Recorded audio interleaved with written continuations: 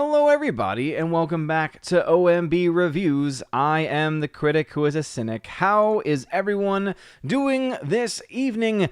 Happy Tuesday to everybody out there. Welcome back to the One Man Low Council and to episode 228 of the Welcome to Asgard podcast. Because yes, indeed, this live show goes up as a podcast, which reminds me to shout out Toph Morris, who has been a few-month member over on Anchor.fm. So thank you very much for subscribing to me, Toph Morris.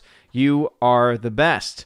How is everyone doing? It has been crazy here in Asgard. We had some local elections here in the chat today, and so that caused some chaos trying to figure out who to vote for and trying to find the campaign sites and then trying to get time for Freya to go, and all the while me trying to take care of baby Thor, and then I had to cook dinner.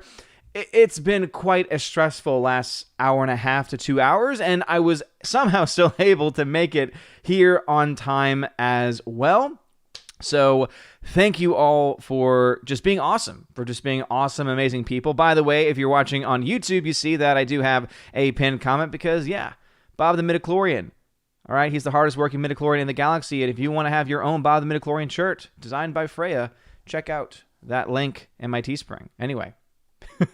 Enough of the self-promotion. You guys are great. We've had several streams as of late that have not been the typical sort. We celebrated the Empress of the Universe, Tina's birthday, this past weekend. So thank you to everyone that was able to join us for that amazing birthday stream. Also, congratulations to everyone who was able to win, because we did some giveaways of some Blu-rays. I have not had any time to get any of those set up or mailed out, so I'm hoping to get them in the mail this week, so you might get them within the next 2 weeks or so, but things have been crazy here as of late. I'm staring at the stacks of movies, and so I'll have to go back and actually check and see who won which movie. So anyway, thank you very much for your patience with that, and just remember, it was free, so that's all I can say. That's all I can say about that one, but hello, everybody. D-Live fam, what's going on? So, D-Live fam, I'm trying something new. I just realized that since last stream, since I wanted to also stream to D-Live simultaneously and not be able to watch and keep up with the chat over there, I put it on subscribers only, which allowed for subscribers and also for any mods to be active in the chat. Now I have it on followers only, but I have it set so that you had to have been a follower for about an hour in order for people to make comments. So hopefully that is able to deal with some of the trollery that we have had in D-Live. I had no idea until just now that we were able to do it.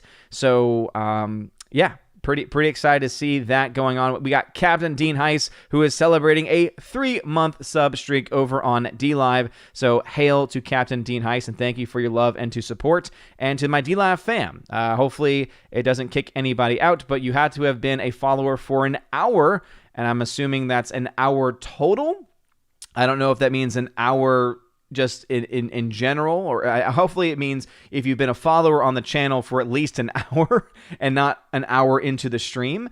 But anyway, we'll figure it out. If there is an issue over there, we'll play around with it. But it's just nice to not have to worry about all the damn Turkish trolls that like to come into these streams. But the big topic tonight, with all those segues out of the way, is the fact that it is indeed that time of the year again, everybody. It is time for the 3rd annual Wednesday Raven Awards. That's right, the 3rd annual Wednesday Raven Awards, and it's pretty exciting times. It's pretty exciting times. Let me try and get my my little window set up here, and then let's transition over. Boom. So we've got ourselves the website. This is the OMB Reviews website. I'm actually in the process of updating it. I'm actually looking to potentially finally buy a domain name. So instead of it being the ombreviews.home.blog, it actually is just ombreviews.com. So I'm looking to take care of that. There's also some pretty cool things through WordPress that I'm looking into and could potentially be really cool. Actually, could potentially have memberships hosted directly on the website. So for anyone that's a little tired of Subscribestar or has been looking for a viable alternative from Patreon, that might be something in the future. And again, that's still a work in progress. I'm still doing some research on that. If you know a whole a lot about websites, obviously, check out and email me at odinsmovieblog@gmail.com. But as you can see, if you go to the website, you'll find that there is a tab dedicated to the Raven Awards. And so you can see the winners and nominees from the 2018-2019 Raven Awards. And for the 2020 Raven Awards, that's films that came out in 2020, you'll be able to submit your nominations. So right now, we're in the collection process. So we're collecting all of the nominees. And then that will go all the way until March 14th, the night of March 14th. I will then collect all of that information together and put out an official nominees list and then open that up for voting so that people can vote for winners as well. Some of the categories, of course, are Best Movie of 2020. I know that 2020 was kind of a limited year for movies, but it's always cool to see some of those films that don't get nearly as much attention get some get some love. But again, these are for films released in 2020. So again, films released in 2020. If they were made in a previous year, but their official release was not until 2020, we're going based on theatrical release. So any film actually released in 2020 is what we're looking for here. Some people have been.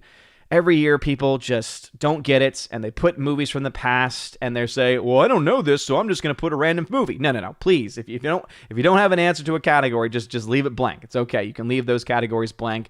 But I do ask that you try and take it seriously. All right, this is a serious award show. All right, we're as serious as the Oscars.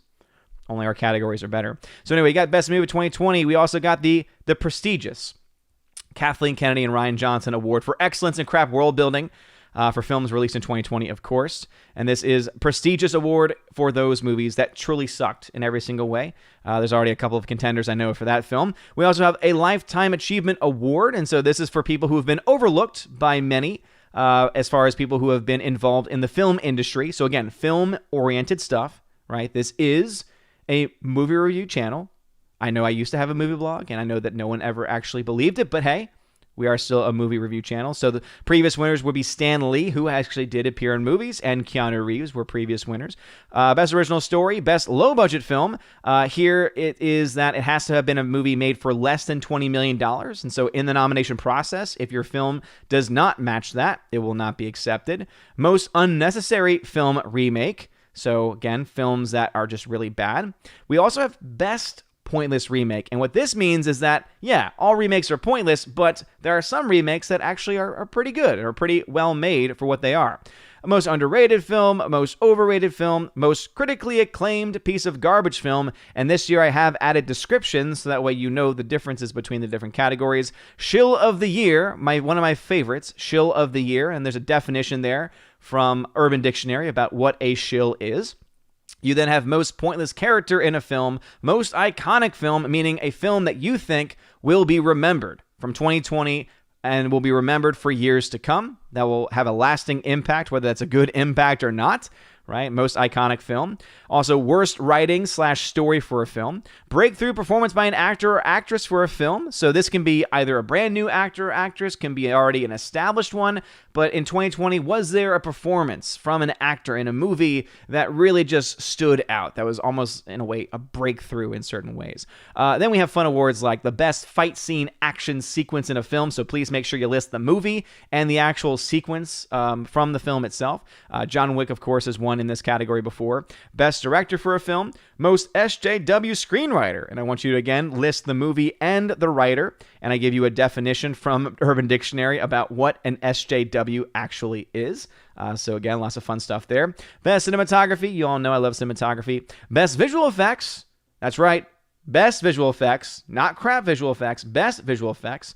We then, of course, have NPC of the Year. Again, another definition from Urban Dictionary. Best animated movie, best stunt work for film. So best stunt work, stunt team.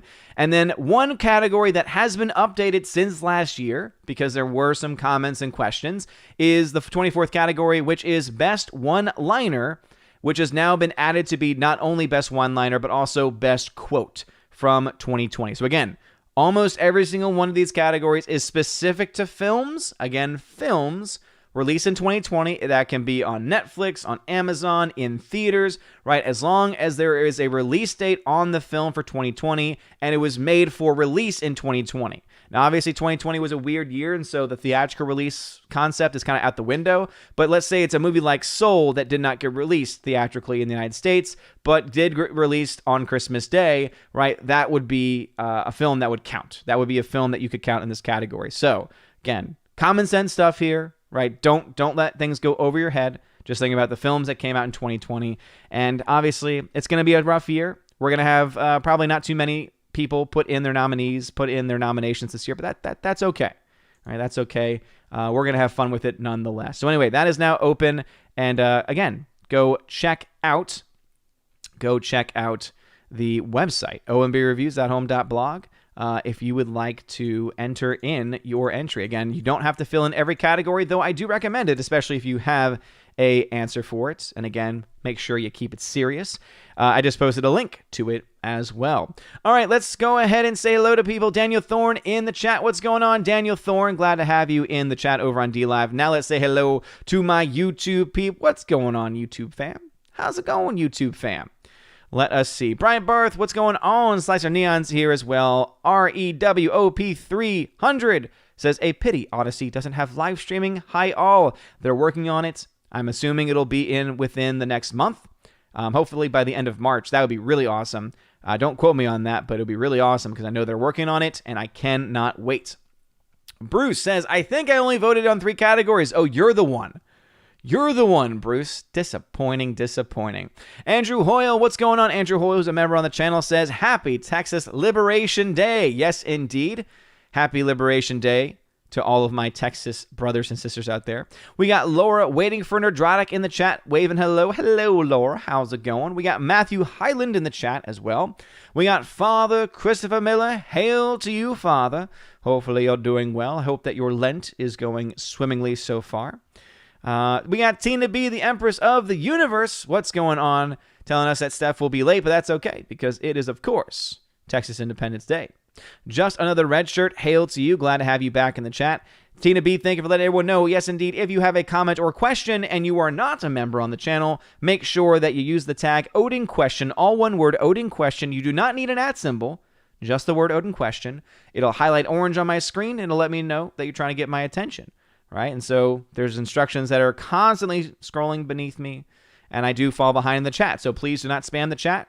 Put your comment one time, and unless I tell you, hey, there are comments that have been skipped and you might want to do it again, not until then, only at that time, can you post it again. So please do not double post, as it drives both me and the Valks crazy. You rock. Thank you. All righty, let us see who else is here. Brian Barth tagged and says, why are they canceling Dr. Seuss? Apparently they're canceling Dr. Seuss because there are some images in the original works that are seen as, quote, culturally insensitive. I don't know which images they're talking about specifically, but it's just yet another thing that they're trying to cancel. As I said, the cancel culture will not stop until everything is canceled, including themselves, right? So cancel culture will not stop until every last thing is canceled, including the people who are doing the canceling. And so they're going to go to every book, every movie you can think of. And that's why it's scary. And that's why, especially when Gina Carano was fired, and the reason that she got fired by sharing that thought about how there are some eerily similar things going on now as there have been in the past, I think kind of makes it more creepy. Because what is the difference between what's happening now and book burning and ban list? What is the difference? Like, we live in a digital age now, right? And so there are some differences, but now the woke mob is doing what? Is they are canceling people to the point of getting any reissues. So the big thing with Dr. Seuss is that they're not going to be reprinting any of the ones in question. So if you're holding on to those, hold on to them. Don't let them take them. But to be honest, what is to stop them from going that far? It's an honest question. All right, if they're willing to destroy someone's career, if they're willing to do some of the most disgusting and despicable things as far as demonizing a person in that way, what else would they do? What else wouldn't they do? You know, it's crazy. Orange Hat Reviews, what's going on, good sir? Hail to the Orange Hat. He says, hail Odin, here with my aunt. She says, hello. Well, hello, Aunt Orange Hat Reviews. Also, was curious if you ever saw The Ghost and the Darkness with Val Kilmer and Michael Douglas. Wouldn't call it horror, and it's pretty good even today. Nice. No, I've never heard of it, actually. But I do like Val Kilmer, Michael Douglas as a casting choice. By the way, your Orange Hat, the recent giveaway that you had, that should be arriving this week. Anyone that won a giveaway, like an online giveaway through typically through Amazon, that's my people who are in the Patreon giveaway chat on Discord. Anyone that's won those types of gifts, those have been sent, those have been put out there. But any one of the films that I was holding up on Tina's birthday stream, those are still sitting around me in random conglomerations. By the way, I left my water bottle at home, or rather at home. I left it at work, and so I'm working with a tiny little glass of water today. Nothing like a little tap water.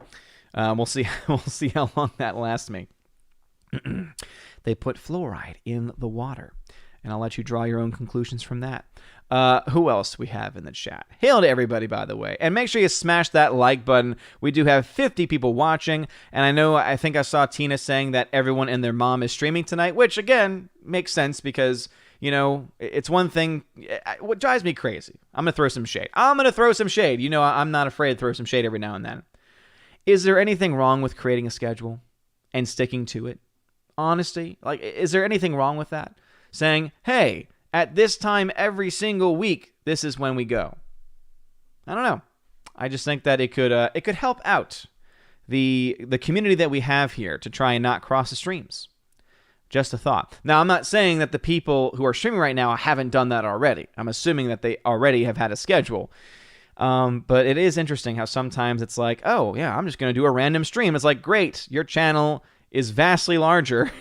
And so, therefore, you're going to be pulling away a lot of people that might have, you know, similar subscription boxes. And all I want is to be able to talk to people.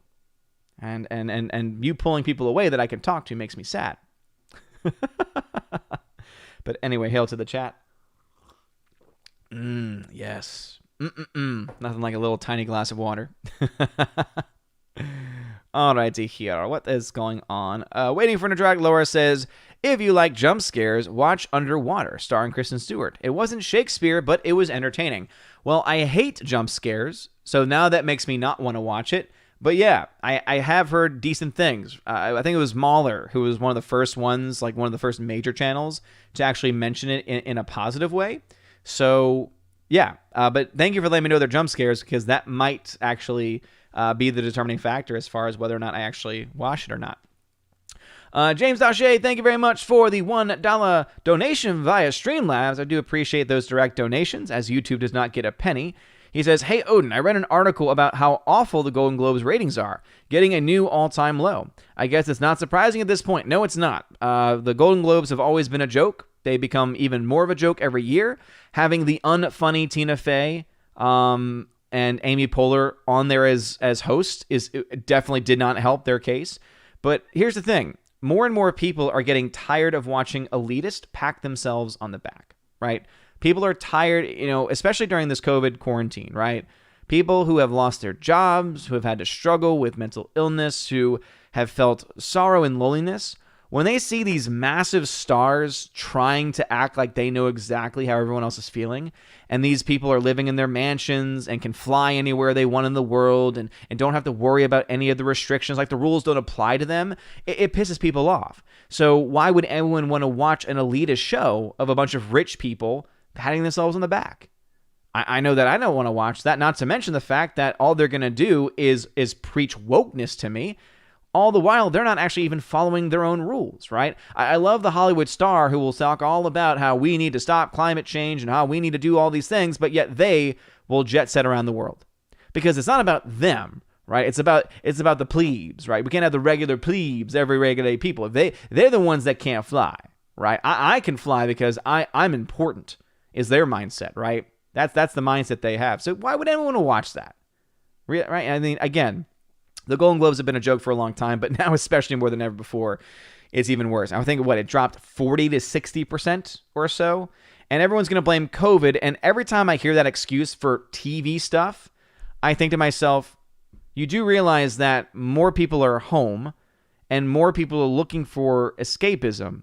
So the Golden Globes that should actually be higher rated because of that very reason.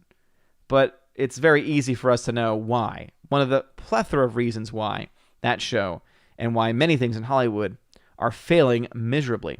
Matthew Smith, hail to you. Glad to have you here. Pat S., also in the chat, hail to you. ZK-Man, who's a member, what's going on? Says, hail to all. Hope everyone is doing great. I'm behind today and just got done with a workout. About to get cleaned up and be back soon. Ooh, hope the workout went well, K-Man. And yes, indeed, make sure you clean up. Always clean up for the chat. As Laura puts in a song, carry on my wayward son. Yes. For those that did watch my review of Supernatural, it was a series all-around review, talking a little bit about my history with the show, my overall thoughts about the series finale or the double series finale. Thank you very much for the support on that one because, yeah, those tend not to do as well, which is okay because it's more about those interacting with people who get it, interacting with people who understand the show, respect the show, right? And having those conversations. It's been really cool to read some of the comments and the experiences that other people have had. Because, yeah, I had a lot of really cool experiences with that show. It reminds me of my youth. It reminds me of my friends that I had in high school and college, who I've kind of lost touch with, sadly. But yeah, thank you for that. Man, that song too. Perfection. Perfection, as is most of the soundtrack to that show. All right, Forever Sci-Fi, hail to you. Forever Sci-Fi, of course, also is a member on the channel. Hail to you. Lay your weary head to rest. Don't you cry no more. Damn right, Laura. Great song to boot. Pat S., who's a member, says, there are more people watching this stream live than watching the Golden Globes. Lowest numbers ever on NBC. Wouldn't surprise me. Would not surprise me. Bruce, what's going on, says, hail Odin, as does David Gill. Thank y'all for being here. Appreciate it. James Dachier in the chat, of course. Andrew Hoyle says, vote Pedro. Yes, he'll make all of your wildest dreams come true. Gotta love Pedro. We got the hunky, chunky, funky monkey in the chat. Hail to you, hunky chunky. Glad to have you back. Nathan Slay says, good evening to you, good sir. Good evening, Nathan Slay. I appreciate it. Father says, who won what movies? Well, I won the 4K extended edition of Lord of the Rings. Oh, Father. Oh, Father, you're so funny. You only could wish. You could only wish that you would have won that. Pat S. says, why is Bob the midichlorian off-white? Is that racist? To put it simply, Pat S., yes. And I don't care. The new number 2 says, hail Odin, just going to be listening tonight. Other stuff going on, no problem at all. Thirsty Warrior says, shameless self-promotion with its pinned comment. It's not even really self-promotion, it's promoting the wife, which I think actually makes it even better because I'm showing love and support to Freya, to the wife, because she designed it and she's very proud of it. And, I mean, just look at this little dude. He's just cute. He's got a little hard hat on. It's Bob the midichlorian, man. He's chill. Plus, the shirt's very comfortable as well if you go with one of the more comfy blends. Laura, waiting for Nadrotic, says, thanks for the nudge, jerk. Got back into Supernatural yesterday. Only 5 seasons to watch. Well, you're welcome for that, Laura. You're welcome. And yeah, I mean, the seasons, they have their ups and downs, right? There's the really good seasons. There's the okay seasons. I just never thought that it was bad. I never thought that the show overall was terrible. And there was never really a really bad episode, right? There were some not so great moments, but yeah, it's a solid show. That soundtrack, I mean, again, their use of classic rock is always a delight. It's always a delight. So I'm happy. I'm happy that I got you back into the show. Alrighty here. What else do we have? What else do we have going on in the chat? Mr. Roy, hail to you, Mr. Roy. Glad to have you back. I appreciate it. Pat S. says, see you at 7:03 Central, D-Lab Trolls. Maybe. And then Andrew Hoyle says, I love Turkish Delight. You would. You and your UK brethren with your weird taste in food. I've seen British Bake Off. I know the kinds of things you eat. It disgusts me. Who puts rhubarb in a pie? Come on, man. Nathan Slay says, what is your opinion on Jaws? I think it's awesome. Jaws is a classic. By today's standards, yeah, the shark doesn't look as menacing as maybe it did when it first came out, but I argue it still holds up. it still holds up to the fact that I'm still terrified of open water. So I would say that that's pretty successful. That's a pretty successful shark right there, to still have a grown man afraid. Thursday's Warrior says, I thought the Raven Awards would have been Nevermore. No, the Raven Awards, they go on, because if they're going to have a woke Oscars, we're going to have alternate programming. It's just the way that it was. Brian Bart says, what's there to reward? Practically nothing was released in 2020. Au contraire, there were actually several films that came out in 2020, and I've talked about several of them on the channel. All you got to do is just look it up, man. Just look it up. Wikipedia has a great collection. Wikipedia has a lot of problems with some of the people behind the scenes and how they, explain certain people and they label certain people a certain way incorrectly. But when it comes to their list of movies, it's pretty great. So look in 2020 in film, you will see a plethora of movie options. Yeah, I agree. There were not as many wide releases this year, but think back to the early parts of this year, there were tons. In fact, if you want to have an even another way of looking at it, if you go to my website, ombReviews.home.blog, I posted the link earlier. There should be a link in the description too. If you go to 2020 in film, so there's film reviews section, 2020 in film, you'll see all the movies that I saw this year. And yeah, it's not as large as some of the other ones, but there were a ton of movies that came out, and there's a ton of movies that I haven't seen yet. So here are some of the movies in no order. So this is not indicative of whether they're good or not, but these are the movies that I actually saw in 2020 that came out that year.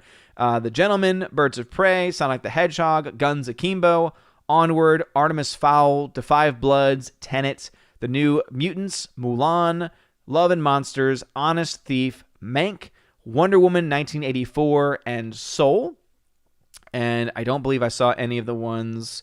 So in the ones that I haven't seen, but I have some generic interest in, films like Bloodshot, Extraction, The Father, Sound of Metal, The Vast of Night, Unhinged, Bill and Ted Face the Music, Enola Holmes, Fat Man, Greenland, and News of the World. So there were movies that came out, and I'm sure there's movies that I didn't even mention that some people are more aware of than I am. But there's gonna be enough movies and parts, I think, for us to get at least some minimum nominee. Even if we just have 3 or 4 nominees in every category, then we'll make it work. Lord knows it's going to be a hell of a lot better than whatever the hell the Oscars are going to put together, because the Oscars are going to be putting anything and everything that's woke in all those categories.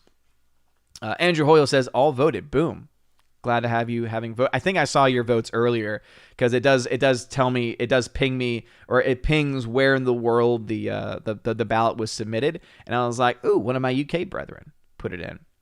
Forever Sci-Fi says Texas is looking better every day. I agree. It is indeed the land and home of the brie. Of the brie? Oh Lord, I just pissed off some Texans. I meant of the free, of course. If I meant brie cheese, then maybe it's a good thing, but ugh. That's not the brie. This is not the brie that you're looking for, as it. Soul Assassin, hail to you. Glad to have you here. Rob D in the chat. Snortapoopus Cuber, what's going on? Glad to have you back as always. I appreciate it. Tina B says, there were remakes last year. I don't remember last year. Yeah, I mean, I think there were some remakes. Sasha Neon says, I know Texas is the Lone Star State, but which is the Dark Helmet State? Princess Vespa State? Mog State? And of course, the Yogurt State. I see what you did there, Slicer, and I don't have any answers. None at the very least. None at the very least that would make any sense. Tina B says, did the critics like Wonder Woman 84? Yeah, remember those first critic reviews that came out? Right now on Rotten Tomatoes, I think it's sitting around 60. But remember those initial reviews. Remember that these are the reviews that tend to get people to go out to a theater to watch a movie, or at the very least to download, in this case, HBO Max to watch it. They were insanely high. I want to say it was like, what, in the 80s as far as their percentage goes? And those were the access media. Those were the members that got the instant access, the early access, so they could get the reviews out there first. And we all know that they propped that film up like no other. And then once more people got to see it, right, the non-access media was able to get that down to a lower state. And I think it went around 60%. It could be lower at this point. I know it was hovering around being rotten. But I would consider that to be an overrated film. for sure, especially because of that initial random thoughts of praise. All right, here, let us see. Cobra Viper 999, welcome back to the chat. Glad to have you here, as always. Andrew Hoyle says, well, I can tell you what 2021's most iconic movie will be. Willy's Wonderland. Yeah, I keep hearing about that movie, and people are saying, watch it, don't watch it, watch it, don't watch it. I don't know. Pat S. says, how many people from the LGBTQXYZ community need to be in the film to be nominated, like the percentage-wise? Well, luckily, we don't have those stupid rules here. Because all we care about is the movie good or is it not? Is the acting good or is it not? All those other things are but secondary and tertiary things. Remember, one should be judged based on the content of one's character, not the color of one's skin. For some reason, we've gone and gotten into a world where that doesn't apply anymore, and it's sad. It's a very sad thing to see. Father then says Sonic for Best Picture of 2020. Something tells me that Sonic is probably going to get a lot of love this year. That's for sure. Absolutely. All right, the YouTube chat has jumped on me like it always does. Again, much love to everybody. Let's see. It looks like some comments were skipped. All right, so some comments were skipped only in the early on version. So it's 7:12 in the YouTube chat. So if you had a comment before 7:12 and you've been watching this whole time and I didn't read your comments, it means that it likely was skipped, and so feel free to post it again. But only if you've been paying attention. If you have not been paying attention, if you went away for a little bit and you can't be for sure, you might want to avoid it. Or if you want to guarantee it, of course, you can donate via Streamlabs or Super Chat. But again, that is your prerogative. Anyway, before going back into the YouTube chat, let's see what's going on with my D-Live fam. What is going on, D-Live fam? Let's see. Will Gentry, what's going on? Says, happy birthday to me. Happy birthday to me. Happy birthday, dear me. Happy birthday to me. Is it really your birthday, Will Gentry? If it is, happy birthday to you. Daniel Thorne says, happy National Banana Cream Pie Day and National Old Stuff Day. What is the oldest thing you own? Oh, Lord. There are things that I have from my past that are still somewhere buried in my parents' attic or closet somewhere back home in New Orleans. Because you all know, sometimes it takes years for that stuff to officially get transferred over to one's home. If I had to talk about oldest things in my house right now, it's probably the shelf next to me because I got this. This was my wife's grandfather's shelf. So I'm assuming this would then be the oldest thing. If we're going based on how old the thing is, that's probably the oldest. The only things I can think of that could be older, shout out to Mr. Peabody, are the original 1970s Star Wars figures. So I have the original Chewbacca. I've got Steve, as I like to call him. He's kind of just like the generic pilot figure, you could say.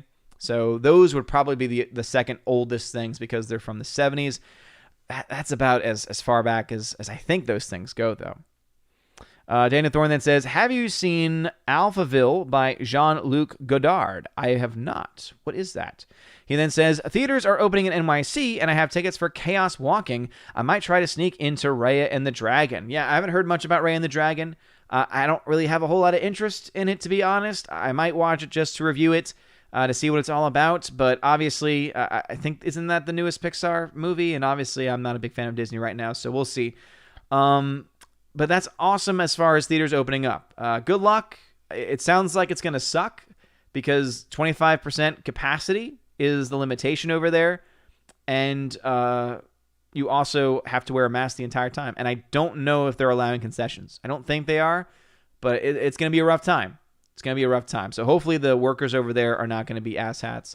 And make sure it'd be the worst thing in the world. You're just enjoying a movie, your mask is down, and you're just chilling, and some like teenager comes in and says, excuse me, you have to put your mask on to go along with the city mandate. I don't know why I gave it that voice. I apologize to anyone. That's just my generic like high school age kid, and that's not what they sound like. I teach high schoolers, and that's not what they sound like. That was very mean of me, and I apologize to anyone who speaks that way.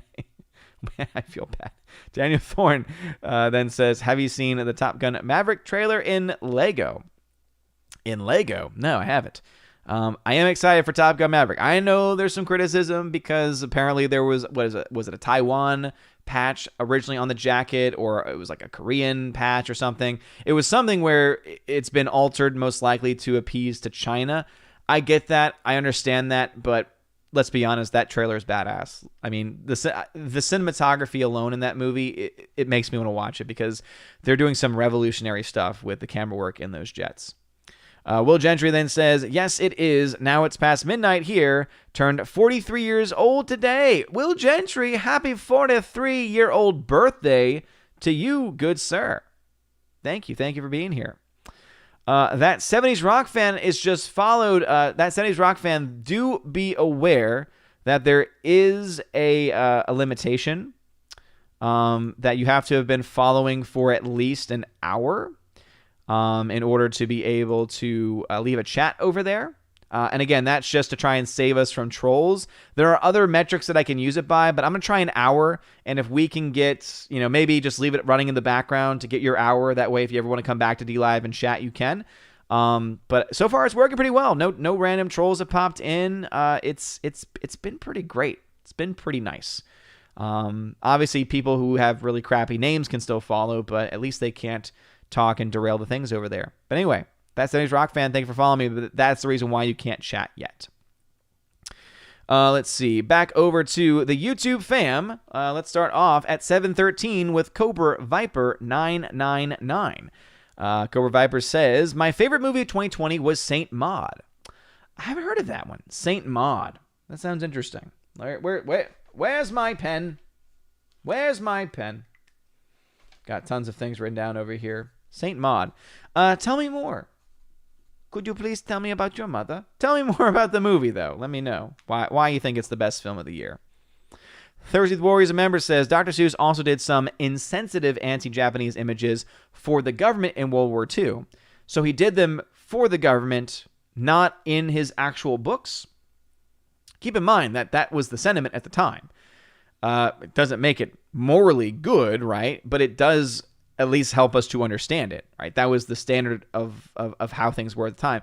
It would be, to me, it's almost like you trying to say, let's cancel the World War II Museum in New Orleans because they happen to feature racist propaganda. It's like, well, no, it's important for us to have those images because it helps us to understand what was going on at that time in history.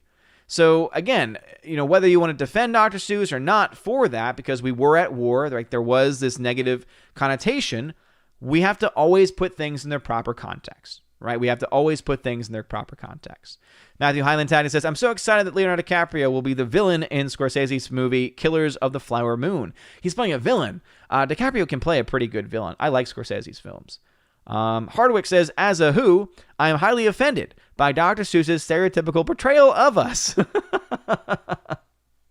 But who are you? Cindy Lou Who. That's who. Oh, man.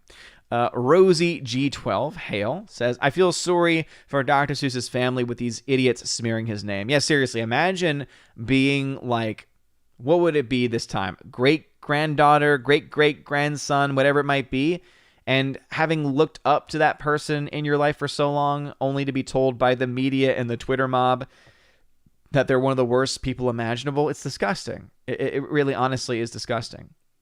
Father says, Odin's never heard of the Ghost in the Darkness. Consider me shocked. Yeah, seriously. No one should be shocked at this point in my lack of some movie knowledge.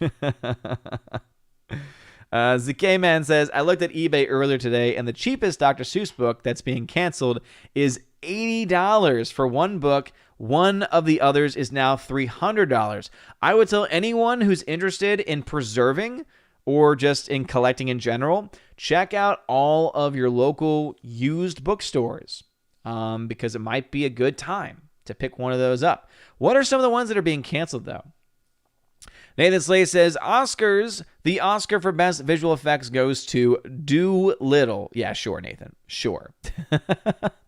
Hannibal Grimm, welcome to the chat. Soul Assassin Tadden says, would you eat green eggs and ham in a box or with a fox? How about in a house with a mouse? Again, that's classic stuff. Why is anyone thinking that this is hateful stuff going on here? Brian Barr says, what did you think of the 78th Golden Globes? What do you think of the winners?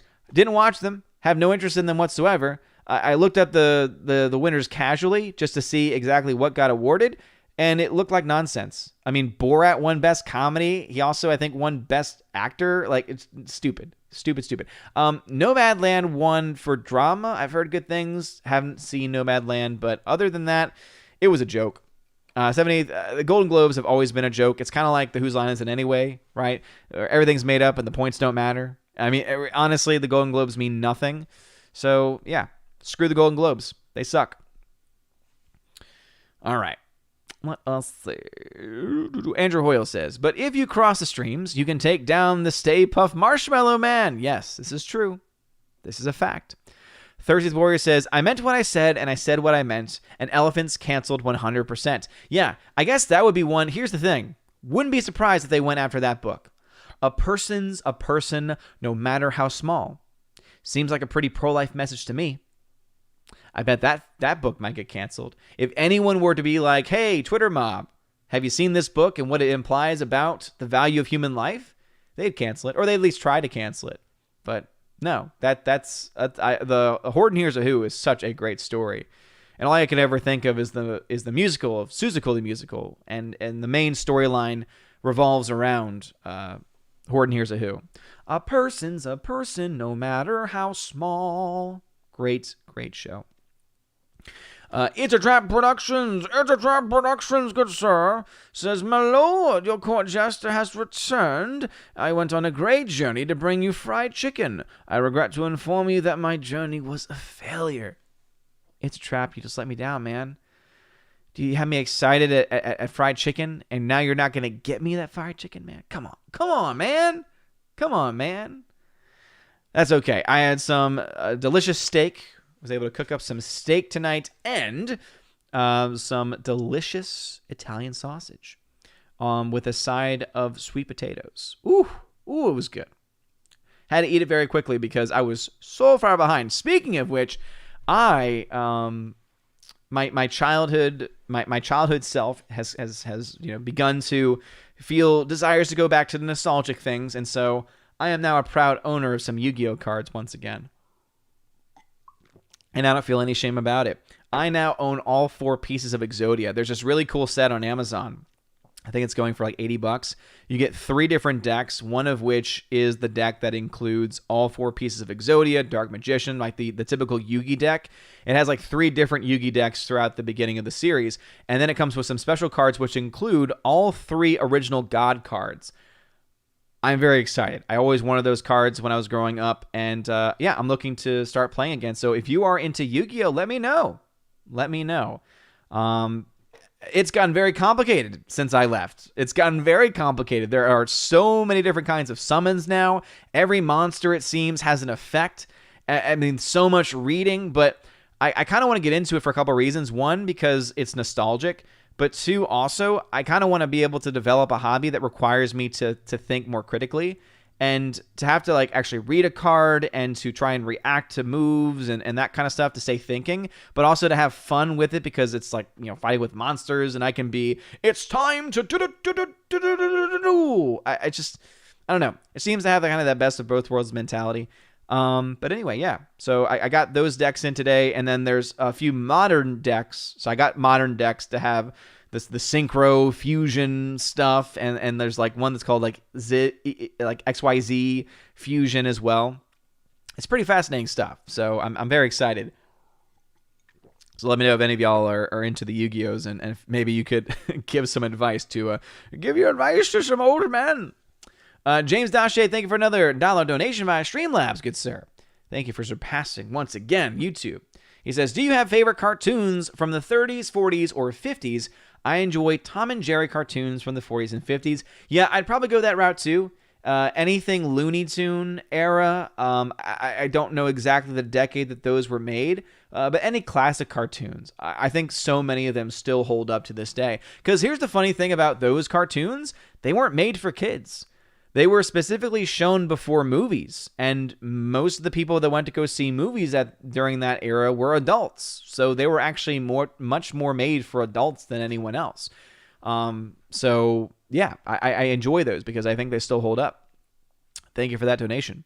Orange Eye Review says, Odin, you know you are a priority over others. You know you are priority over others for me.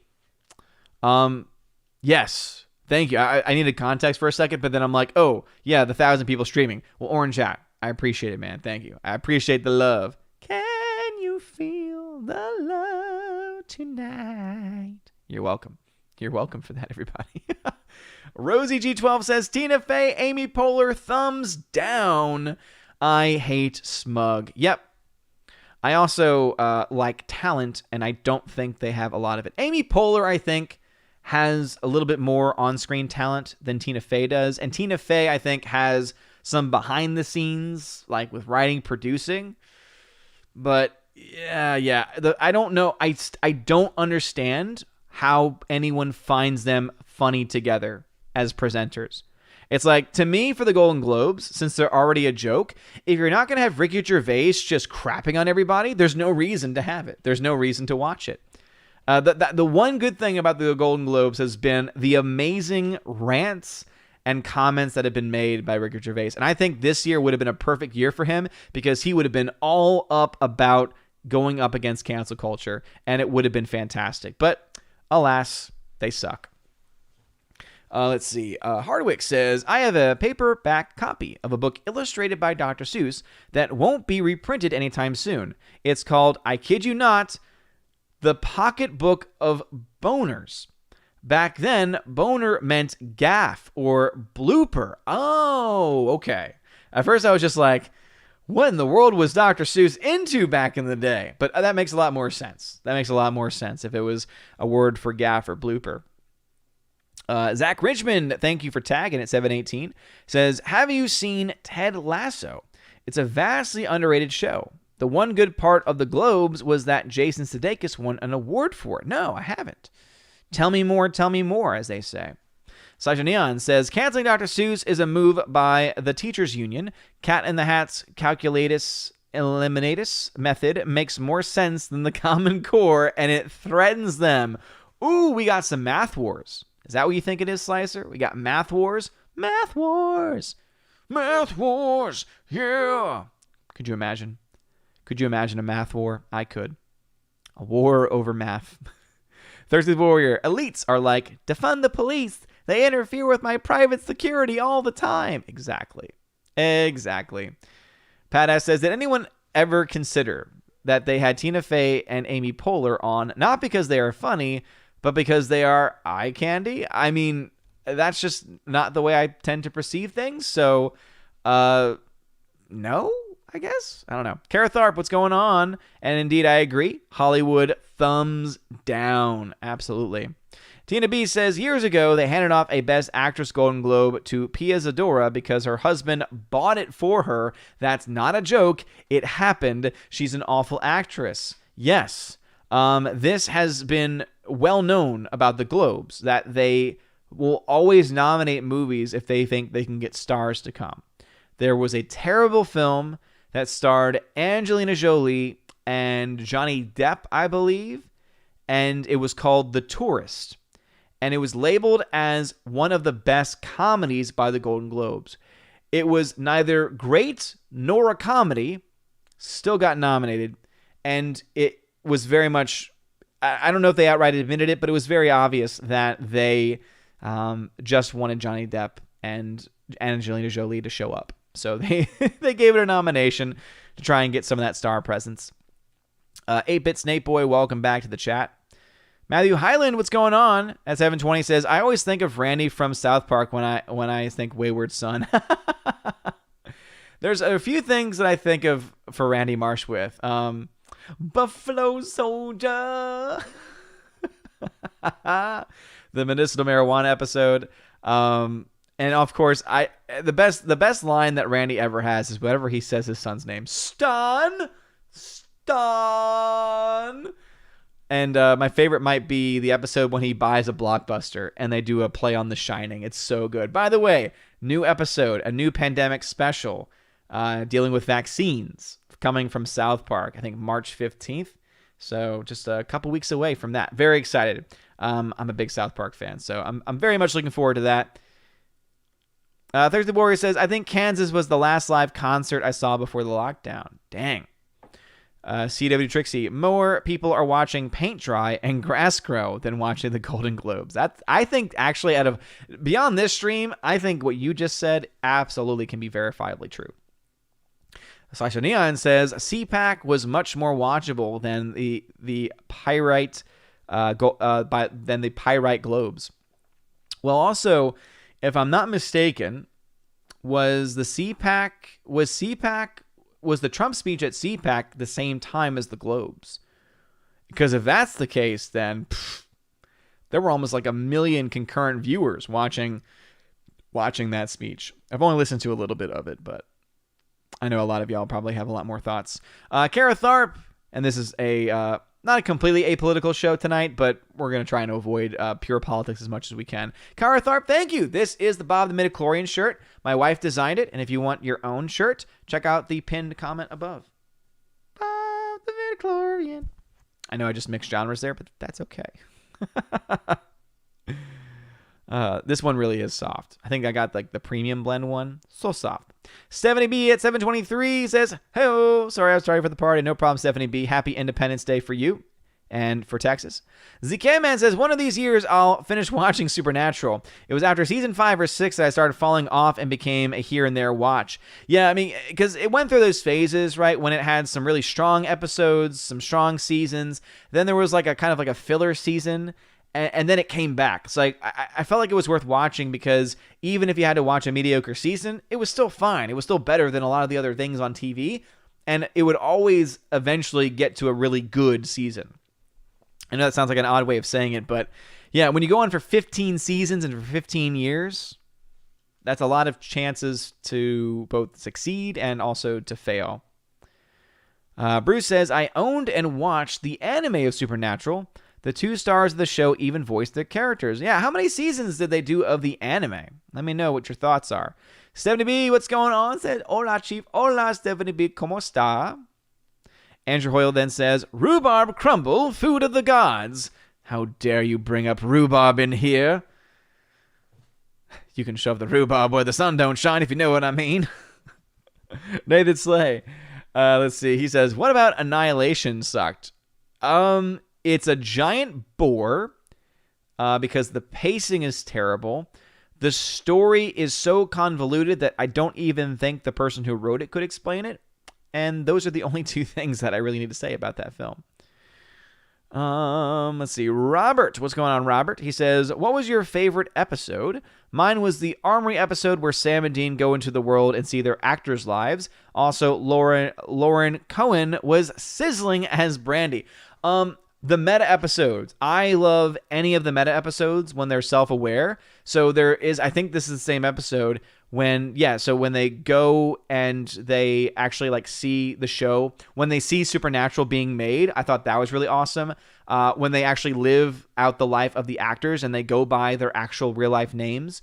And one of the actresses that played one of the characters, this might be the person you're talking about. It's been a long time since I've seen it, but one of the actresses that, I don't think I don't think this was his name, but one of the actors, I think it's Jared Padalecki, his wife played his love interest on the show. And I think they maybe even had met during the show and got married from the show. But it was really funny to see them play on that about how they're married in real life, and that actually showed up on the show itself. Tons of things, tons of awesome episodes. But any of the meta episodes, I think, were my favorite, for sure. Thirsty Warrior says, who calls chips crisps or cookies biscuits? Those confused Brits. That's who. Damn right. They are all confused. Zach Richmond says, how was Love and Monsters? It was fantastic. Love and Monsters is one of my favorite movies that came out in 2020. And that's not to say because nothing came out and so therefore teehee, it's on my list. It's actually really well done. It's a movie that you would not think is good. You would think is cheesy, but it's almost similar in a lot of ways to the first Zombieland movie, where it's about a guy who is becoming an expert in his field, as it were. But there are some really nice twists and turns. The big thing about that movie that I love is the visual effects. It cost maybe $30 to $40 million to produce the movie. And they had better visual effects than the vast majority of films that came out over the last 5 years, maybe even longer. And that's when you have good use of CGI, because they use real life sets, real life locations in mix with CGI monsters, and it worked because they were able to save the budget they had for the monsters and not for the landscapes. And I think that's why oftentimes CGI just falls apart. It also made things look a lot less digital, which I think is always a good thing. I love that movie. I think it's great. Brian Barr says, I have done my duty voting in Raven Awards. Awesome. Thank you very much, good sir. Nathan Slade tagged and says, what do you get when you cross a horrible Disney movie with a movie with fart jokes, Fartimus foul? You can do better than that, Nathan Slade. Come on, man. That's like a dad joke.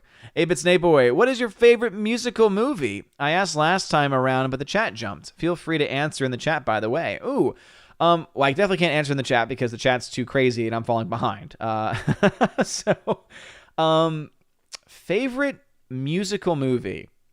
There are so many different time periods where these, like the 90s, to me, the movie musical was just at its peak as far as like animation's concerned. So that's why I love movies like Aladdin. I love movies like Mulan as well. Beauty and the Beast, of course. But I'm going to say modern. I'm going to answer this from a modern perspective.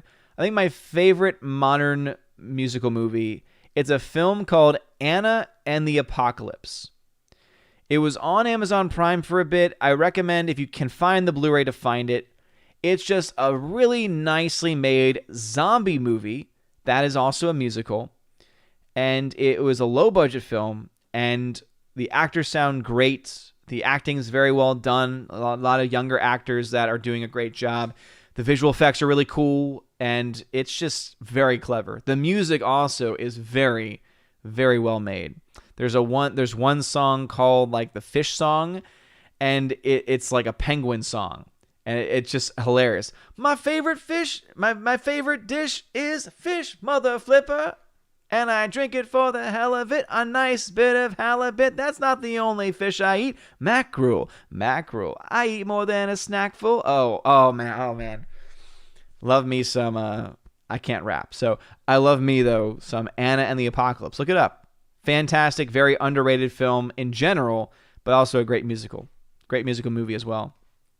Repo the Genetic Opera is also, I think, a pretty underrated unseen or underseen musical movie.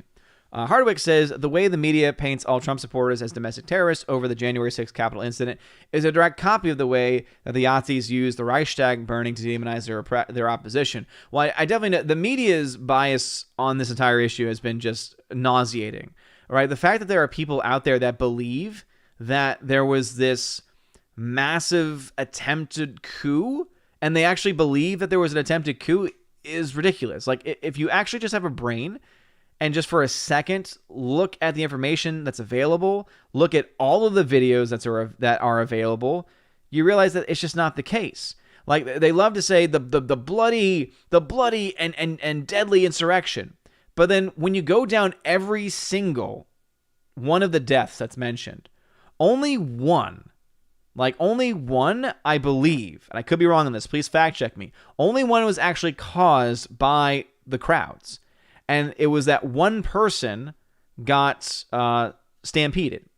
And this is something that happens every single year during Black Friday. Doesn't make it right, doesn't make it good, but that was the only action done. Like, the biggest narrative, the biggest thing that everyone ran with for the longest time was there was a claim that one of the cops got beat in the head over with a fire extinguisher.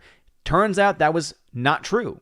The mother of that officer came out and said no, that they died of a stroke. Unrelated. They died of a stroke unrelated to any trauma. There's no sign of blunt force trauma. And so realistically, the Capitol Police were actually more deadly, or as deadly. When you look at all the different things as far as like direct correlation, I want to say it's like 1-to-1. The Capitol Police killed that one woman by shooting her, and then I think the mob stampeded over another person. Everything else was like someone had a heart attack, someone had this or that. And again, I could be wrong on that, but people are blowing it way out of proportion. Way out of proportion. And I've said this from the very beginning. If you were someone that was being violent, no matter on what side, if you were being violent, if you were trying to break windows and all those things, you should be prosecuted to the fullest extent of the law. Period. And stop. I don't support violence. I don't support even violence that is done in the name of justice, right? I'm just not a violent person. I'm very much a pacifist. And so I oppose violence. Even if someone can make a good case to say, oh, but what about this and what about that? I am just, in my person, I'm opposed to violence. But yeah, anyway, let's not, please, if you're leaving comments about this, please, let's not try and drain this chat down into a huge tangent, unless you're fact checking me on the numbers, because let's just not go down that rabbit hole, please. Tina B says, oh, Critical Drinker just ripped that Enola Holmes movie with Billy Bobby, James Earl Jones, Milli Vanilli, Baby Jesus Brown. Tina, I love you so much.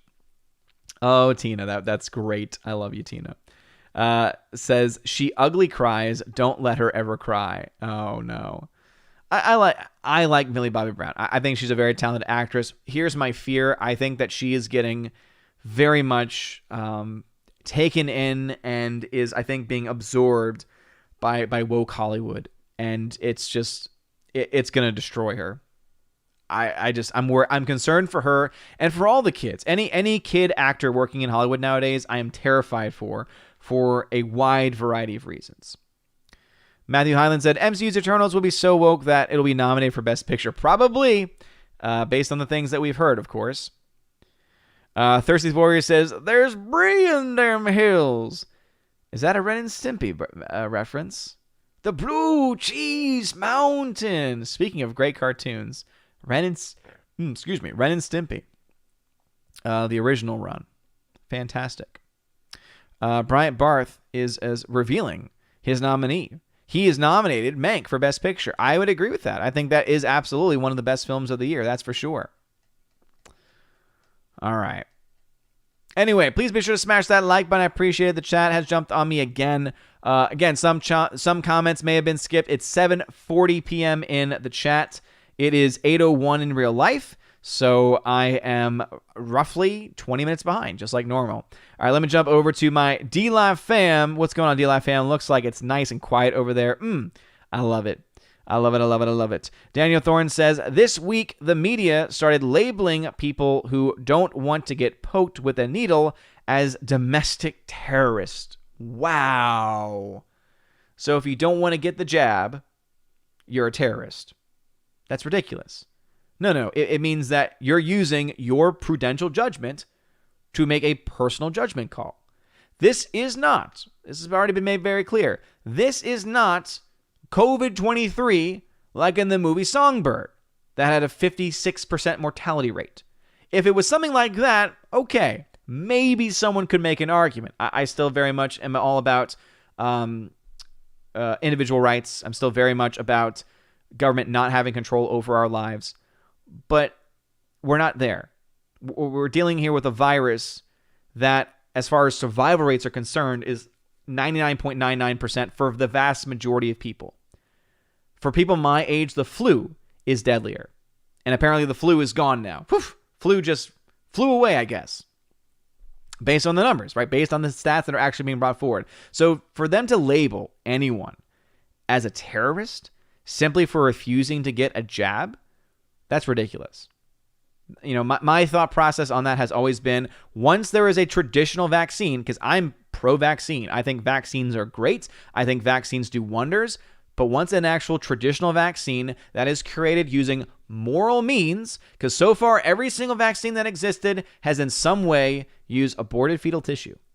And even though the church has come out to say it is morally permissible, and I know, Father, you probably can confirm this, they've said it's morally permissible, we still have in the church what we call prudential judgment, meaning that I and anyone uses their own wisdom and reason and logic to make decisions. And in this case, my prudential judgment is no, I want there to be a vaccine so that, again, there's no rush for me because, again, the stats are just pan out that, one, there's a very little chance that I'll even show any effects of the virus. And two, even if I do, I have an incredibly high chance of survival. So for me, it's like once there's a traditional vaccine, I have no problem. I would have no problem choosing to get one. But when someone's forcing people and then labeling them as domestic terrorists, Daniel Thorne, that is insane. Daniel Thorne then says, Saint Maud is a must-watch. Check it out. Will Gentry then says, it's quiet as quiet can be here tonight. It really is. Will Gentry then says, but you're missing the good news. Because masks and distancing got rid of the flu, you need to do this in perpetuity now. Yay us. Here's the other thing, Will Gentry. If masks got rid of the flu, why hasn't it got rid of COVID?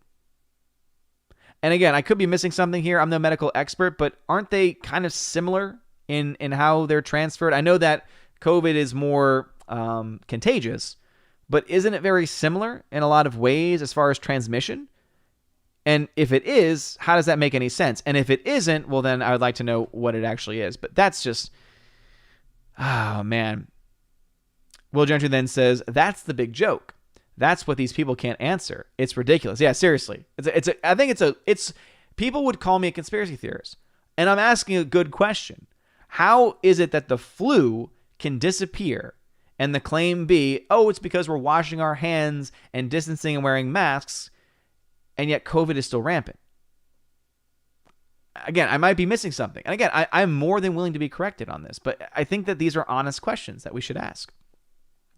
Anyway, I feel bad for my people over in the UK, like Will Gentry, like Andrew Hoyle, Hunky Chunky, like every one of my UK brethren, because y'all got some crazy stuff going on over there. And I hope and pray that y'all can come together and somehow be able to vote these idiots out of office and get control of your country back, man. Because it's scary stuff that's being proposed. As you said, perpetual masking. And this is something that I've been saying for a long time. I honestly think that what they're going to do across the world, all of these major government bodies, government corporate bodies, what they're going to do is they're going to say, oh, now that we know that this helps to fight the flu, now we're going to have yearly periods of mandates. I could totally see them doing this, where every flu season, for instance, they're going to say, ooh, we're going to mandate that you have to wear a mask as long as flu season lasts. Not only are they going to say you also have to get a flu shot, it's, again, everything is so just counterintuitive. And if they would at the least talk to people and not fearmonger them and actually explain the science behind it, I think a lot more people would be on board. But they're not doing that, right? They're instead trying to fall into fearmongering, and that's just not a good thing. Be honest. It's a good policy. Will Gentry then says, we can't vote these people out. The opposition wants to lock down harder and for longer. We're screwed either way. Damn. Damn. Daniel Thorne then says, I'm surprised with all the movies about viruses and people wearing gas masks in them that everyone believes a surgical mask can work.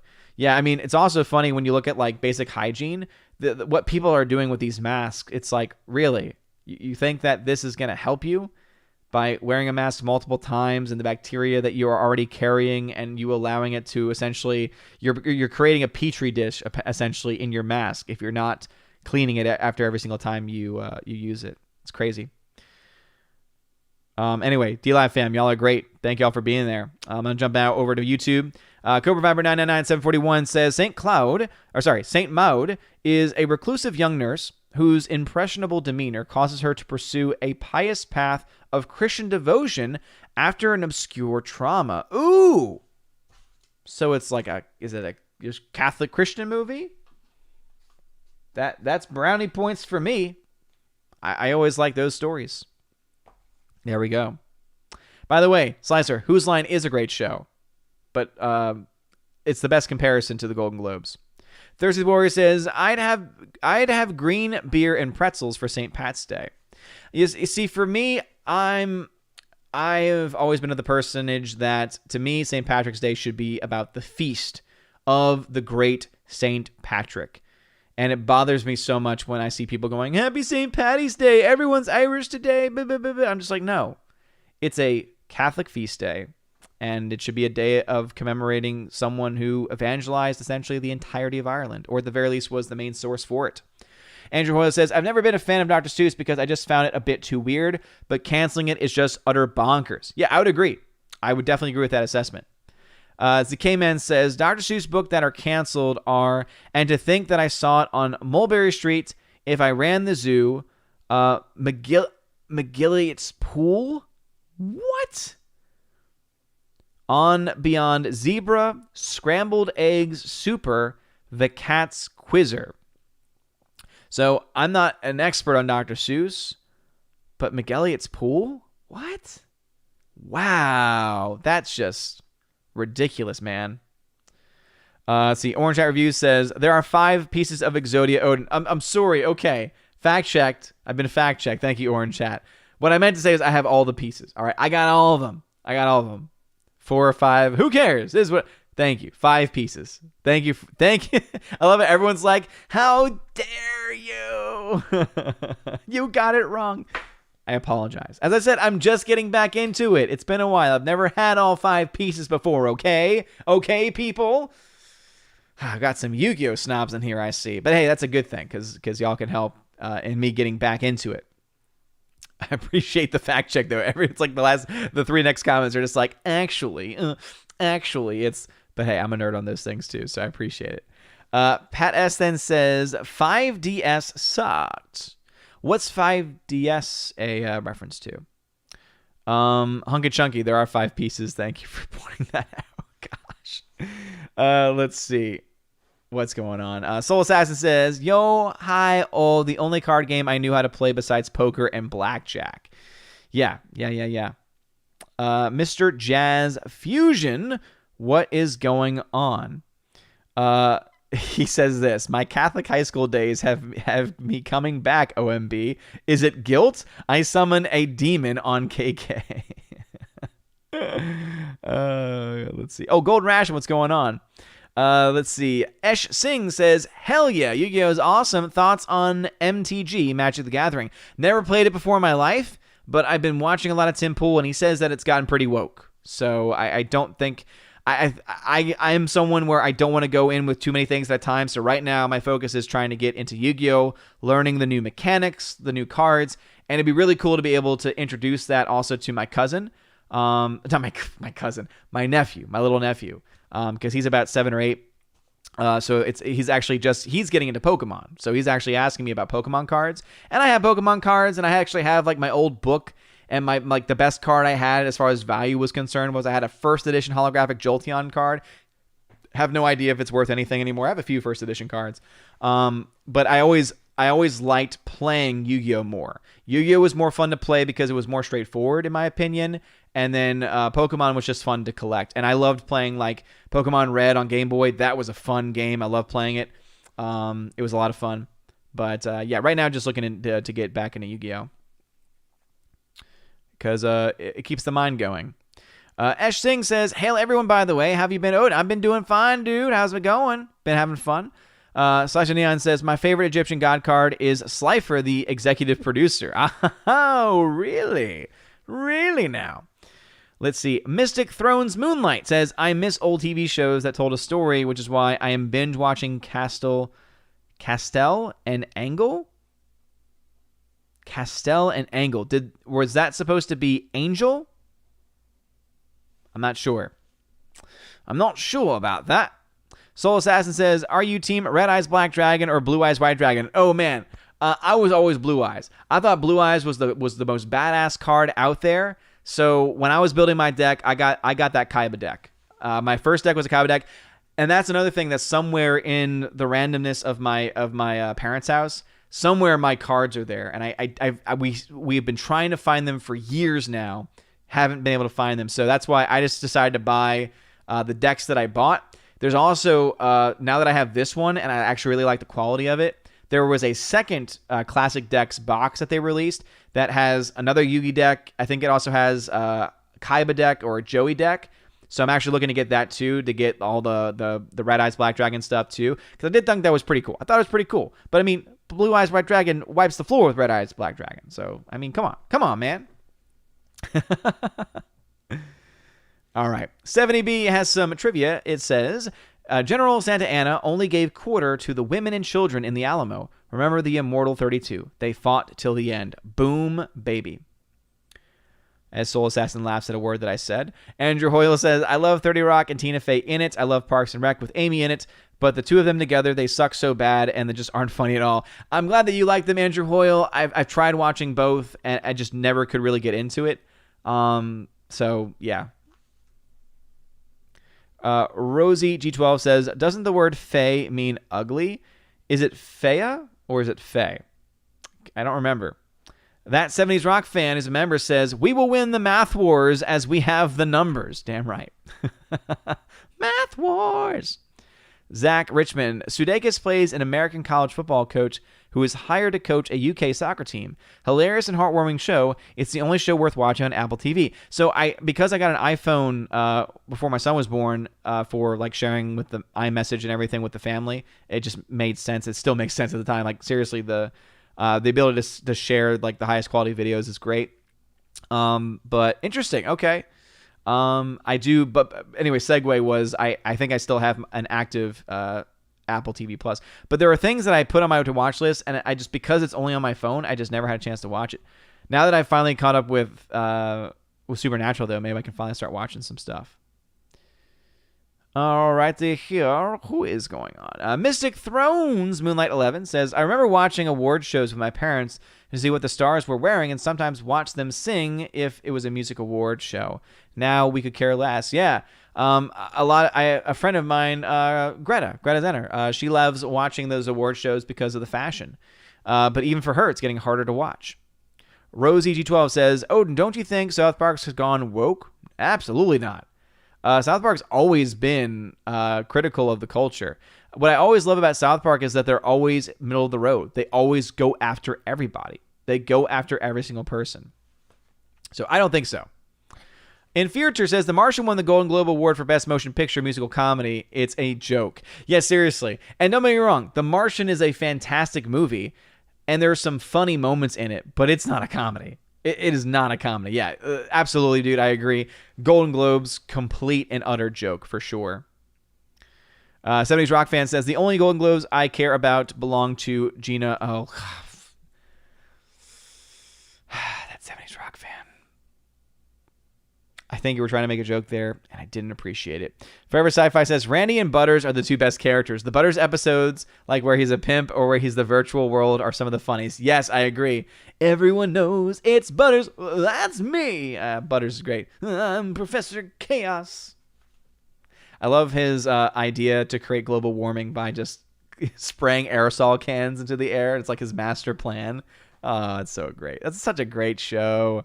Zine Waters, what's going on, man? Says, after Supernatural Season 5, the original writer left, and in my opinion went downhill because the premise, purpose, and story direction changed. I think that's the reason why those initial episodes after were kind of weak, but I do think it eventually caught its footing and did improve, I think. Plus, you still have Sam and Dean played by Jared Padalecki and Jensen Ackles, and I think that they made it work. They were just really are such a great duo. Kara Tharp, sorry, I shouted you out. Special K in the chat, Rhaegar Targaryen as well. Mystic Thrones Moonlight 11, you're still spelling Odin question incorrect, but I'll give you this one too. He says, I watched the Scooby Natural episode, and yes, it was a little weird, but it brought back good memories of me watching the show when I was a kid. Scooby Natural, also great. Again, any of the shows that are very like meta, fantastic. Your Muslim uncle, hail to you. He says, hail and peace hail and peace be upon you, you as well, your Muslim uncle. Fat Elvis in the chat, hail to you, Fat Elvis. All right, people talking to each other. Bruce says, Supernatural anime was a 22-episode series, and I now own a Bob the Midichlorian short. Boom! Thank you very much for owning a Bob Midichlorian shirt. I hope it's comfortable and brings a smile to your face, because just look at that little dude. Just look, and plus, it'll be a conversation starter, because people will say, who the heck is Bob the midichlorian? And you'll just be like, hey, he's the toughest working midichlorian in the galaxy. That's who. Very proud of my wife on that design. She is working on currently, guys, my wife is working on a variation of my logo, and it's a t-shirt idea. And the variation of my logo is that she replaces pieces of it with pizza. So it's my logo, but with certain pieces filled in with pizza instead. I'm very excited. Very, very excited. Especially to be like, hey, everybody, you want my face with pizza on it? I'm trying to get her to work on a Pizza Time shirt as well. Got to embrace the pizza. Got to embrace the pizza personality that I have developed with Friday Night Tights. Andrew Hoyle says, favorite musical movies, Blues Brothers, Little Shop of Horrors, both great shouts, Andrew Hoyle. Yeah, don't get me wrong. I'm not saying that Anna and the Apocalypse is the best one of all time. I always like to choose more obscure choices.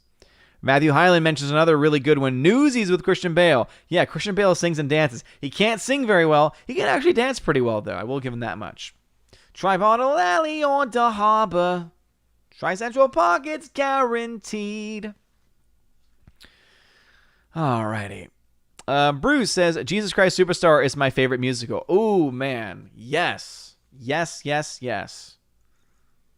The myth from the man you will find where we all soon will be if you strip away. Ah, man, that opening song is just so good.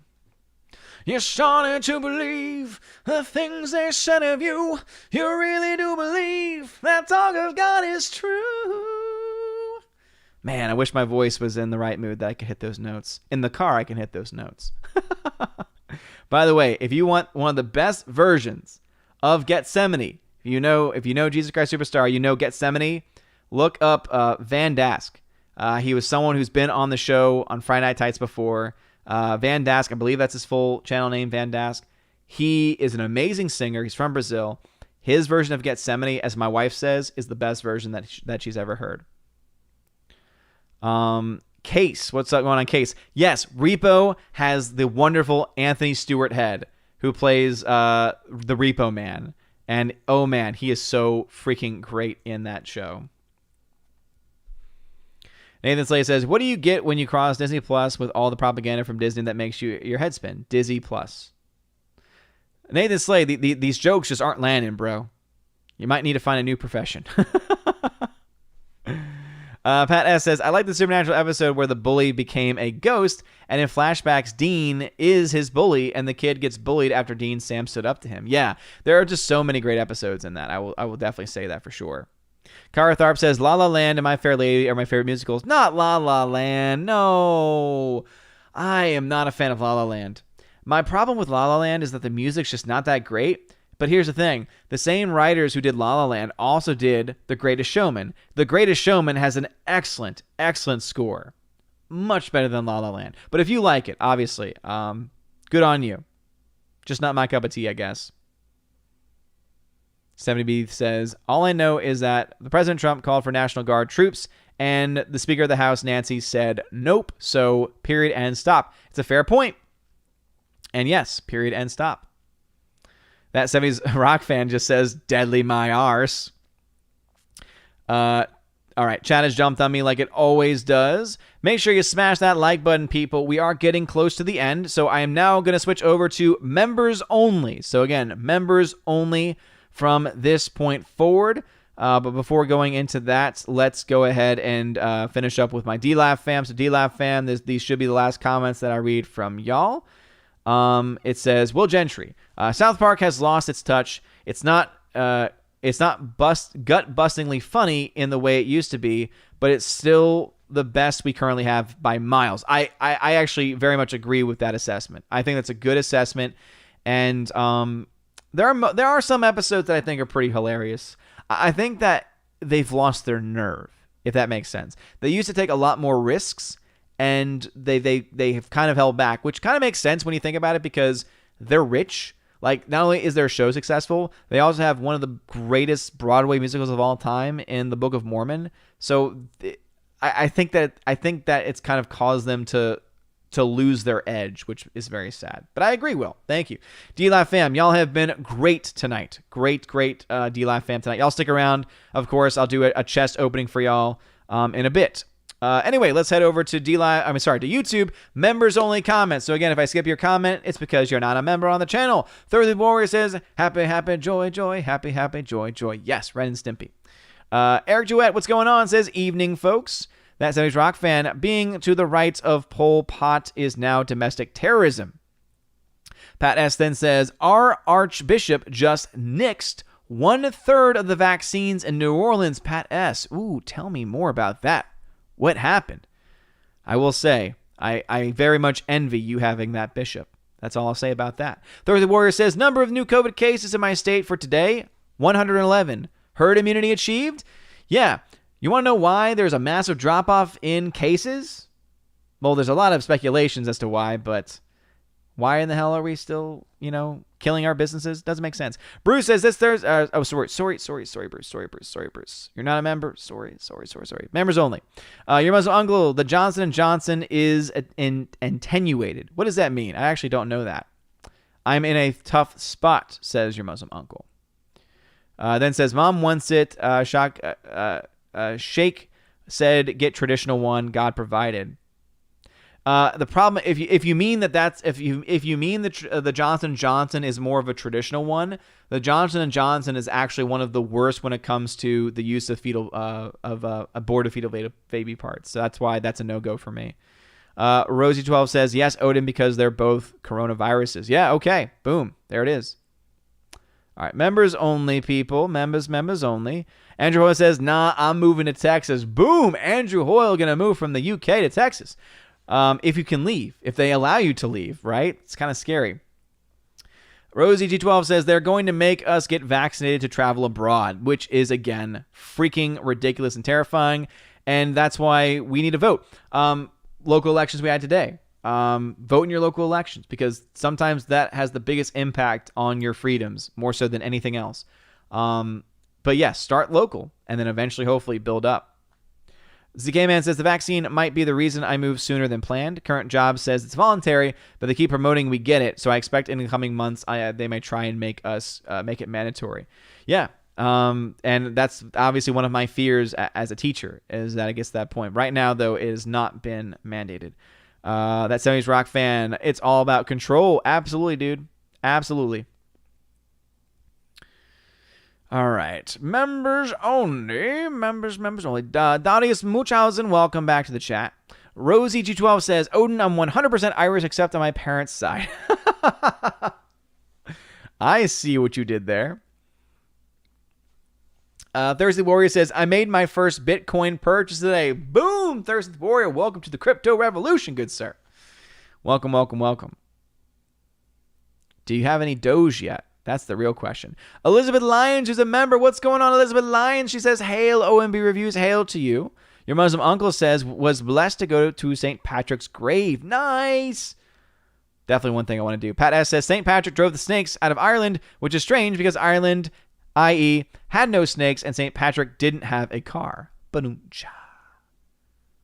Yes.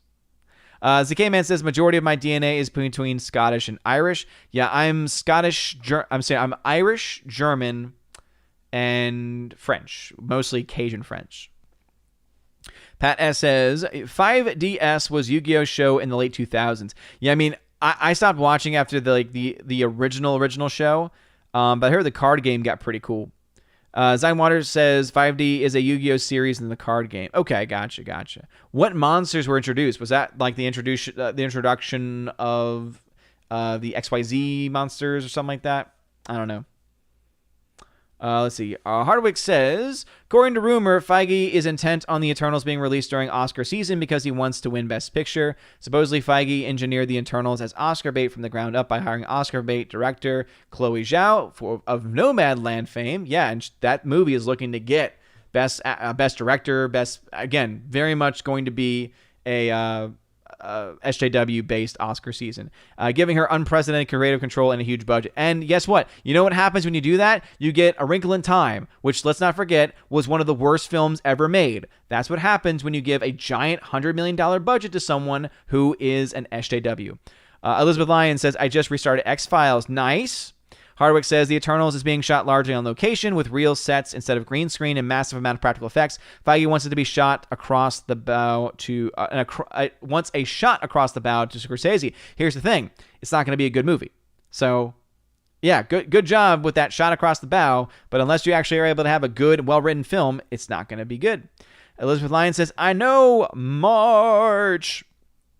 Elizabeth Lyons then says, Faye means fairy. Nice. All right, again, members only. Elizabeth Lyons says, Hail Odin, how's staying away from Twat? I have been so good. I've opened Twitter once, and it was not on purpose. It was because links are always shared in the Geeks and Gamers chat, and it's always like a habit to click on it because typically we like to share and promote people.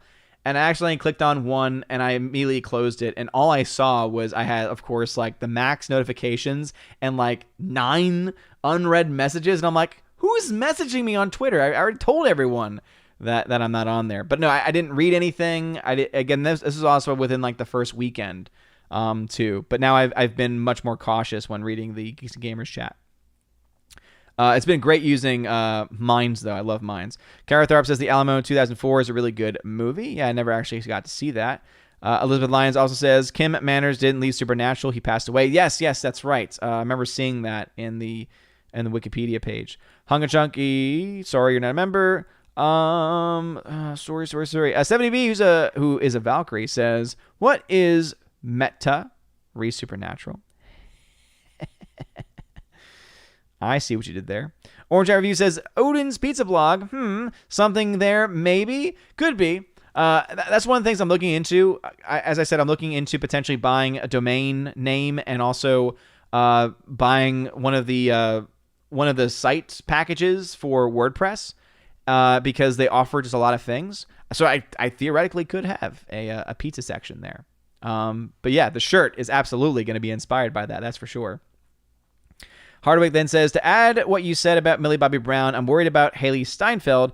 It seems like Hollywood, the music industry, as she's also a pop star, want to lead her in a negative direction. She seems to have more control. I think that she kind of became more famous older, so that might be better. I don't know. Elizabeth Lyons says, Andrew Lloyd Webber is a genius. Thank you. Yes, Dan Vask. Dan Vask. Freaking awesome, badass dude. Check out Dan Vask. Thank you for that. All right. We are on members only, everybody. Again, apologize. Hybrid X13, what's going on? Let's see. Oh, man. I need to get through these as quick as possible. Let's see. Thursday Warrior says, you can't overlook My Fair Lady as a musical. Lots of chocolate for me to eat. Song with the chocolate references are aces in my book. Lots of chocolate for me to eat. And oh, the towering feeling. Just to know somehow you are near. You mean that musical? I do love singing that song. Kara Tharp says, I love watching old TV shows. I Love Lucy is my favorite. Yes, classics are awesome. By the way, that still has, I think, the longest ever laugh from an audience, like nonstop laugh because of what happened in the episode. Hardwick says, The Ghost in the Darkness is a movie about man killing lions in Africa. If I recall right, it's based on a true story. Jerry Goldsmith's musical score is fantastic. That premise doesn't sound exciting to me, I think. Elizabeth Lyons points to herself, says, useless cesspool of knowledge. No, not cesspool. Not even useless. I would just say rich. I can't think of another word. Rich cesspool of knowledge.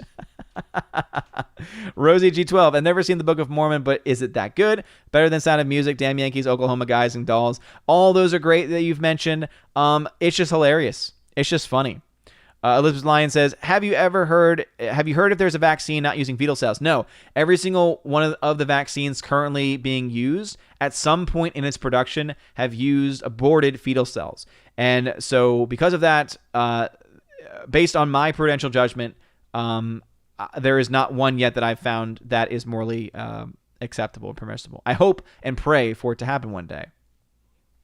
Because again, as I said, I think vaccines are good inherently.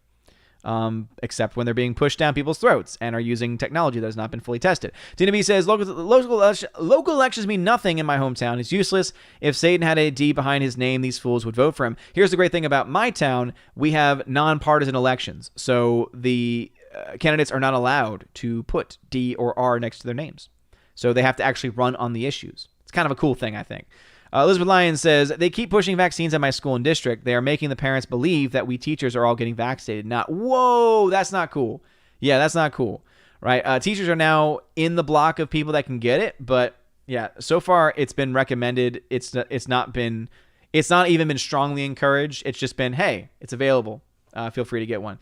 Jake the Movie Geek, thank you for that super chat you sent 4 minutes ago. Says, do you have any tips on how to organize TV series DVD bonus features on Plex? Thanks. I wish, dude. I can't even figure out how to do movie special features. There are plenty of videos on YouTube and other places, though, that explain it. And from what I can gather, it's how you market. So you market by the movie title, but then there's a certain phrase you put after the fact, and then it'll in Plex automatically it'll code it in the right way for you to use. So I think Plex has a FAQ on this, and as I said, there are plenty of videos on YouTube as well that do this as well. I wish I could help you more, Jake the Movie Geek. I'm still trying to figure out how to get special features done because I know there's a way. It's just it takes a lot.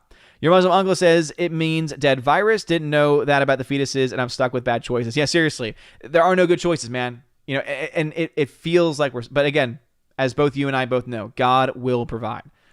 So I still have faith, man. Pat S says, update, no celebrations for St. Patrick's Day. Oh, man, this is talk about in New Orleans.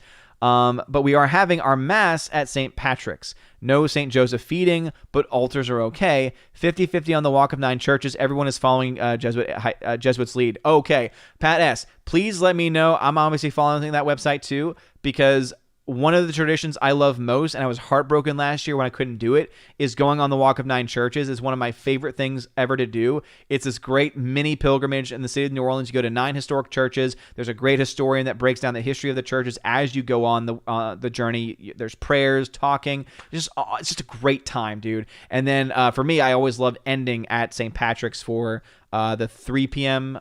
Service of the Lord's Passion. Yeah, Pat S., keep me posted. I'll obviously be following it as well, hoping and praying they have it. I'm afraid they're going to do a digital one, and I hope they don't. We need now more than ever to show and bear witness to the faith, not hide. Rosie12 says, hey, Odin, only 16 days until Snyder Cut. Oh, Lord. Good Lord. Elizabeth Lyon says, good for you, Odin. Way to stick to it. Absolutely.